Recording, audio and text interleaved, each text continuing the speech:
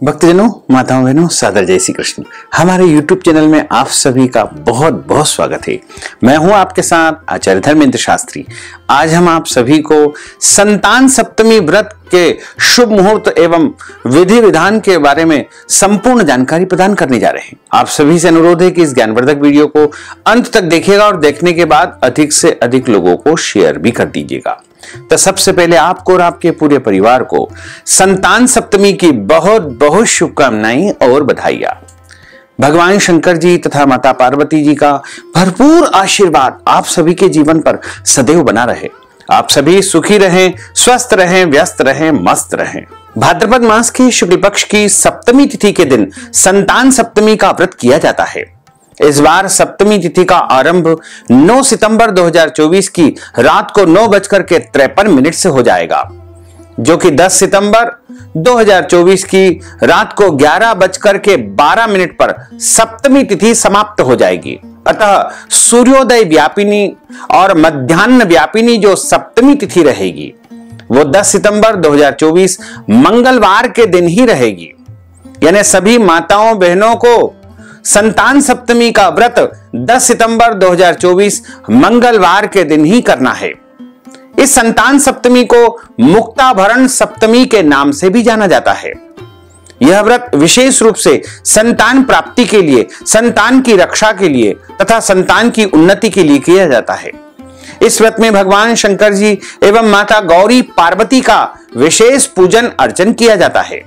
भाद्रपद माह के शुक्ल पक्ष की सप्तमी तिथि के दिन ही संतान सप्तमी का व्रत तथा पूजन अर्चन किया जाता है।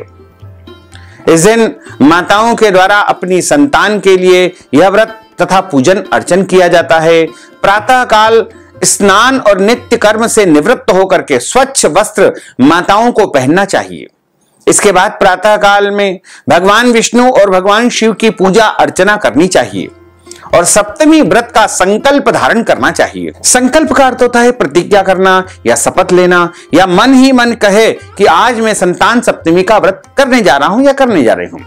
इस प्रकार आपका संतान सप्तमी व्रत का संकल्प आरंभ हो जाएगा और पूजन अर्चन करने के बाद संतान सप्तमी की कथा का श्रवण अवश्य करें। मध्याह्न काल में किसी विद्वान ब्राह्मण के मार्गदर्शन में भगवान शिव और माता पार्वती की धूप दीप फल फूल सुगंधित वस्तुओं से नैवेद्य से पूजन अर्चन करना चाहिए और भगवान शिव की आरती करना चाहिए। इस व्रत में एक समय फलाहार करके या निराहार रह करके व्रत धारण किया जाता है। कहीं कहीं पर मालपुए खाकर भी इस व्रत का पालन किया जाता है। मध्याह्न के समय आटा या हल्दी का चोक पूर करके चंदन अक्षत धूप दीप नैवेद्य सुपारी तथा नारियल आदि से भगवान शिव और माता पार्वती की पूजा करनी चाहिए तथा 7 गठानों का एक गंडा या धातु का कड़ा अभिमंत्रित करके पहनना चाहिए। सप्तमी तिथि के व्रत में नैवेद्य के रूप में खीर पूरी अथवा गुड़ के 7 मालपुए बनाए जाते हैं। संतान की रक्षा की कामना करते हुए भगवान भोलेनाथ को कलावा अर्पित किया जाता है तथा बाद में इसे स्वयं 7 गठान लगा करके धारण करना चाहिए। यदि आपके पास गंडा है तो उसको आप पहन लीजिए या फिर कड़ा है तो उसको आप पहन लीजिएगा तथा कथा का श्रवण करना चाहिए। संतान सप्तमी संतान की उन्नति तथा प्रगति के लिए बड़ा व्रत माना जाता है। वैसे तो प्रत्येक महिलाओं को इस व्रत को अवश्य करना चाहिए। यदि आपके यहां संतान है तो उनकी लंबी आयु और उन्नति तथा प्रगति के लिए इस व्रत को धारण करना चाहिए। और यदि संतान नहीं है तो संतान प्राप्ति की कामना से या अगले जन्म में अच्छी संतान प्राप्त हो, इस कामना के उद्देश्य से संतान सप्तमी का व्रत अवश्य करना चाहिए। अब हम आप सभी को संतान सप्तमी की व्रत कथा सुनाने जा रहे हैं। संतान सप्तमी व्रत की कथा से संबंधित एक पौराणिक कथा आती है। इस कथा के अनुसार एक बार भगवान श्री कृष्ण ने युधिष्ठिर को बताया कि किसी समय मथुरा में लोमस ऋषि का आगमन हुआ था और मेरे माता पिता देवकी जी तथा वसुदेव जी ने भक्ति पूर्वक उनकी सेवा की। तो ऋषि ने उन्हें कंस द्वारा मारे गए पुत्रों के शोक से उबरने के लिए उन्हें संतान सप्तमी व्रत करने को कहा। लोमस ऋषि ने उन्हें व्रत का पूजन विधान बता करके व्रत कथा बताते हुए कहते हैं कि नहुष नामक एक राजा अयोध्यापुरी में राज्य करते थे। वे बड़े ही सदाचारी, सत्यनिष्ठ तथा प्रतापी राजा थे। उनकी पत्नी का नाम चंद्रमुखी था। उनके राज्य में ही विष्णुदत्त नामक एक ब्राह्मण निवास करता था। उसकी पत्नी का नाम रूपवती था। रानी चंद्रमुखी तथा रूपवती में परस्पर घनिष्ठ प्रेम था। एक दिन वो दोनों सरयू नदी में स्नान करने गई। वहां अन्य स्त्रियां भी स्नान कर रही थी। उन स्त्रियों ने वहीं पर माता पार्वती, भगवान शिव की प्रतिमा बना करके विधिवत पूजन किया था। तब रानी चंद्रमुखी तथा रूपवती ने उन दोनों स्त्रियों ने पूजन का नाम तथा विधि पूछी। उन स्त्रियों में से एक स्त्री ने बताया कि यह व्रत संतान देने वाला है। इस व्रत के करने से निश्चय ही संतान की प्राप्ति होती है, संतान की उन्नति तथा प्रगति होती है। इस संतान सप्तमी व्रत की बात को सुनकर के उन दोनों सखियों ने भी जीवन पर्यंत संतान सप्तमी व्रत करने का संकल्प लिया और शिवजी के नाम का एक डोरा अपनी भुजा पर बांध लिया। किंतु घर पहुंचने पर वे संकल्प को भूल गई। फलतः मृत्यु के पश्चात रानी वानरी तथा ब्राह्मणी मुर्गी की योनि में पैदा हुई।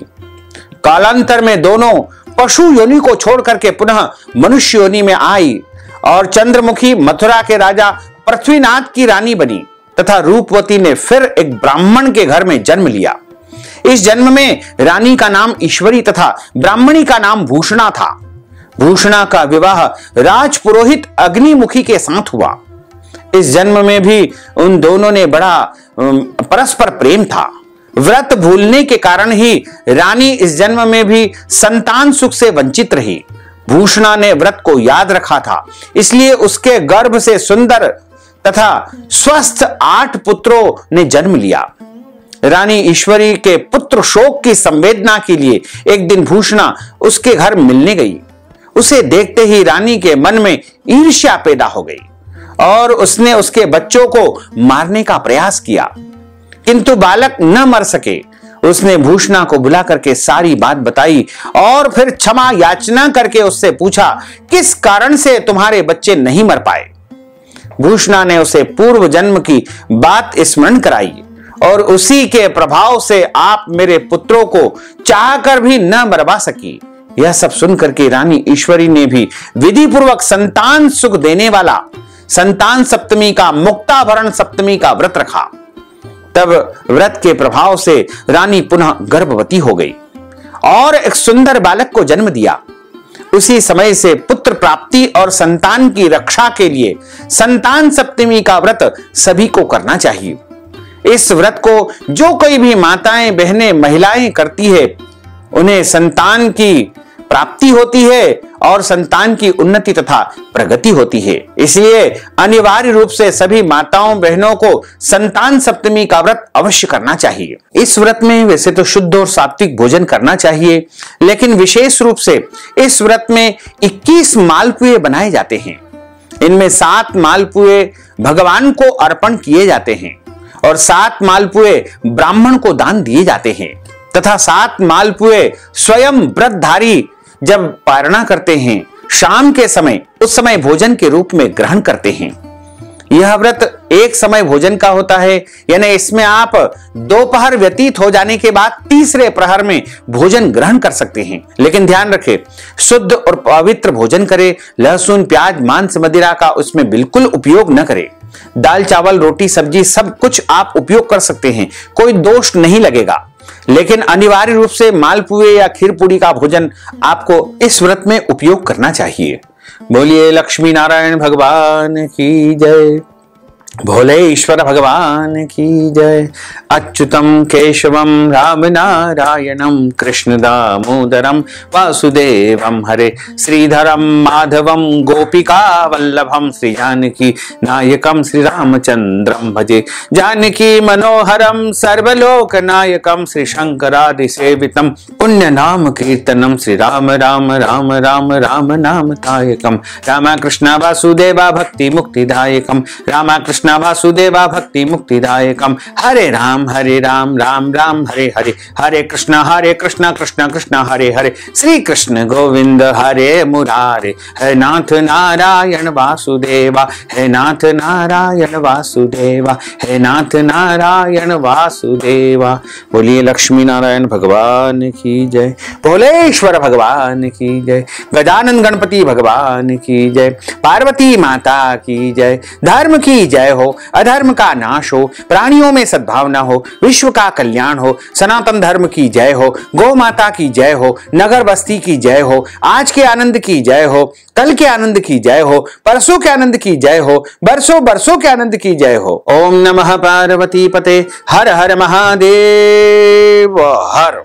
भक्तजनों, माताओं बहनों, यदि आप संतान सप्तमी के निमित्त कथा की दक्षिणा प्रदान करना चाहते हैं, मालपुआ दान के निमित्त नगद धनराशि प्रदान करना चाहते हैं, या फिर संतान सप्तमी के निमित्त अन्नदान, गोदान, वस्त्रदान करना चाहते हैं, तो आप हमारे गूगल पे, फोन पे, पेटीएम नंबर या अकाउंट नंबर के माध्यम से नगद धनराशि पहुंचा करके संतान सप्तमी व्रत का संपूर्ण पुण्य लाभ प्राप्त कर सकते हैं। साथ ही आपसे अनुरोध है कि हमारे इस ज्ञानवर्धक वीडियो को अधिक से अधिक लोगों को शेयर करिएगा, लाइक करिएगा, कमेंट करिएगा, और यदि अभी तक आपने सब्सक्राइब नहीं किया है तो अभी और इसी समय सब्सक्राइब कर लीजिए, ताकि इसी प्रकार की ज्ञानवर्धक वीडियो आपको सबसे पहले प्राप्त हो सके। आपको और आपके पूरे परिवार को सादर जय श्री कृष्ण, सादर धन्यवाद।